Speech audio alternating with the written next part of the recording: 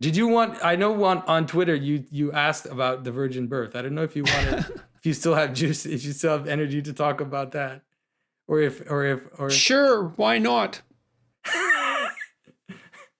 well, the one of the things that is important, I would say, in Christianity is understanding that the role that Mary has to play, let's say, in the same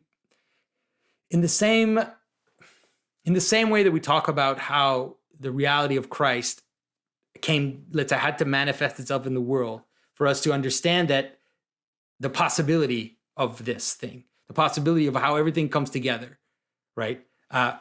In the same way, so for example, in the Old Testament, you have theophanies, you have places where God and humanity meet. So on the mountain of Moses, in the temple, in the Garden of Eden as well. So you have these, they're usually at the top of a mountain or they're at the end of a temple. Okay, so it's still a mountain in that sense. So that's a place where two worlds meet. That's the narrative world and the objective world, really. Exactly. So the invisible world and the visible world, the world of logos, the world of pattern, and then the world of possibility, right? They come together, and then that's when the coming together at that point is where you see something. So it's like that for everything. That's where miracles occur. Yeah, but not just, miracles are like super events. Like they show us the pattern of reality in a more concise way, but everything is like that, right? So even a chair is a bunch of possibilities, right? That encounters an idea, encounters a purpose, a logos, and then you have a chair. You can't have just a bunch of stuff or else you don't have a chair. You need that to meet. So at the center of everything that exists, there's a little temple, a mini temple, and there's a little incarnation, right? A little, like a mini one. It's not, I don't want to seem heretical or anything, but there's this little like mini thing that happens. And so that aspect has a lower part, which is the nexus of possibilities, the coming together possibilities, and then this logos, which comes down. So this nexus of possibilities, you could call it a mountain, a house, a temple, a body. That's Mary, right? That's her.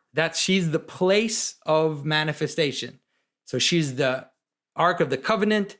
She's the temple. She's the mountain. She's all of that. And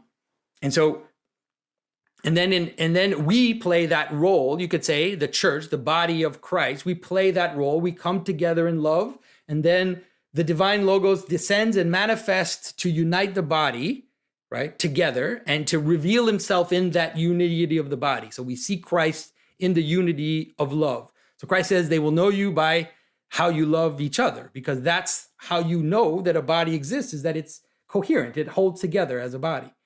And so this body has to be dedicated.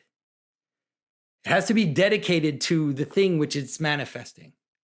So like, let's say you have a turkey, a car, and 2 bits of grass, and you think, I'm going to make a chair out of that. Well, it's not going to happen, right? It's not going to happen. I think you were going to go that route. But this is it. This is what it's about. It's not going to happen because that's not dedicated. And so, in the same way of a woman and her husband, so a woman has to be dedicated to her husband for the union to be recognized and fruitful. So if a woman is not faithful to her husband, then there's confusion on the identity of the child, right? But if a woman is dedicated to her husband, which means that she's actually a virgin to all other identities. She's virginal to all other identities, and she's dedicated only to the one thing. So this idea of virginity is super important because it's about dedication. It's about not being mixed or not being uncontamination. Uncontamination. And so then you can understand that in order for something to manifest the entirety of the whole pattern, right? So it's like, so for someone to be the place of manifestation for the whole thing. Well, that is what a mother does. Like, right. It's what a mother does, because she dedicates herself to a greater or lesser degree to bringing someone perfect into being. And the more she loves, the more she dedicates herself to that in every possible way. So now the Virgin Mary is the extreme cosmic version of that, where she has to be perpetual virgin. she is a cosmic virgin. She is perpetually virginal because she's like, you can imagine, like, in order for the sun to reflect upon the waters, it has to and be all still. those men who don't believe that sort of thing should take careful stock of the fact that they're frequently terrified out of their skull whenever they encounter someone they're attracted to. Mm-hmm. They project that or see it instantly, and it demolishes them. And then if they're rejected, they're crushed. And you can think of that as a projection, but you can also think of it as seeing more deeply what's there, and that you only see that when you're actually attracted to someone.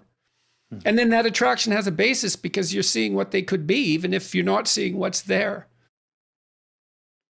And so that's why the necessity of virgin birth, because she is revealing the highest, right? She's like a still ocean on which the sun is reflecting.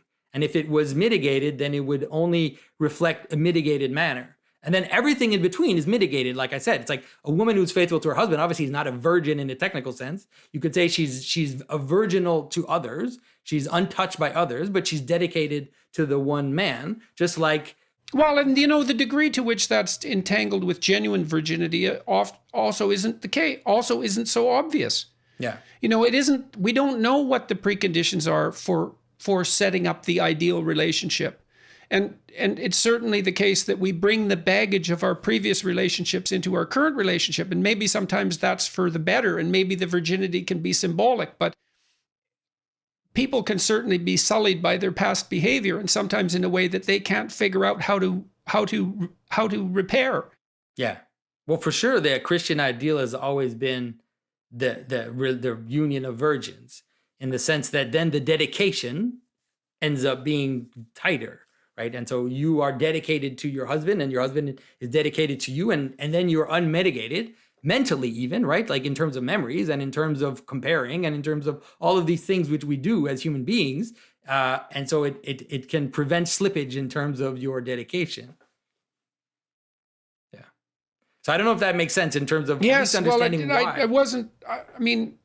These things, grasping these things slips out in and out of my capacity. And I mean, you did a lovely job there of making a symbolic account for the virginity of Mary. I understand that. And I understand well. But no one's going to prove the virginity of Mary historically. I mean, that's something which is not, that obviously is not possible. It's a secret. There's a secret aspect to virginity, which is actually part of its function, and is also part of its, how can I say this? It's part of its mystery, right? Which is something which is not public. It belongs to the identity. It belongs to the, it's like the dedication of something belongs to that which is it's dedicated, right? We can talk about this to some degree. I mean, imagine that you wanted to form the perfect union with someone. Let's say it's the perfect sexual union for that matter. I think that requires love. Whenever I've had in my life a sexual experience that wasn't associated with love, I didn't feel right about it. My conscience bothered me very much, very rapidly. And maybe that makes me an outlier, although I don't think so. I think that is how people react, but they refuse to notice. Now, I might be wrong about that. Maybe I'm a prude. It's possible, although I don't think so. But it's possible. But it always struck me that sex was best undertaken within the confines of an ultimately committed relationship. That otherwise it was lesser. It was less than it should be. It was sullied. And now, well, I don't have anything more to say about that than that's been my experience. And so, and I don't know what the preconditions are for establishing the perfect marriage, let's say, and the perfect marriage would be one that brought about the best possible children. These are not trivial things. They're very difficult things to get right.